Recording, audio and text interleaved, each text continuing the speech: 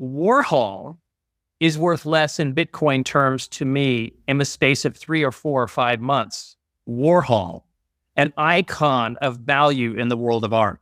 So that's story one. So already you can see that art, if I'm not alone, I can't be alone. If I'm not alone, Bitcoin is beginning to encroach even on things like art as a store of value. Second point, I'm literally coming back from, I think, North Carolina last night, late, landing in Miami at drive up, landing in Miami. And I'm sitting next to this nice guy on the plane.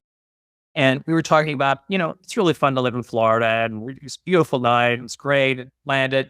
And he says, do you live here? I said, yeah. I says, how often do you get to North Carolina? He said he goes quarterly. And I said, oh, are you on a board? He says, no, he's an executive coach.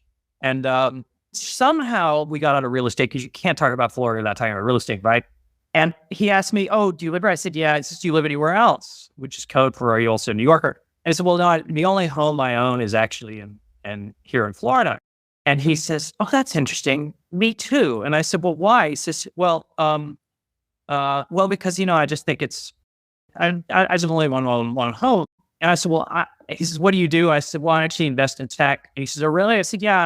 And I also invest in Bitcoin and crypto. He says, really? I do too. Now, the guy is older than I am. I'm sort of a first year of the Gen X. He's probably a boomer, sort of few years older than I am. And we talked about it. Guess what? Both of us agreed that we wouldn't put any more money into real estate when we could put it in Bitcoin. In other words, even real estate in Florida is beginning to get eroded by that conceptually.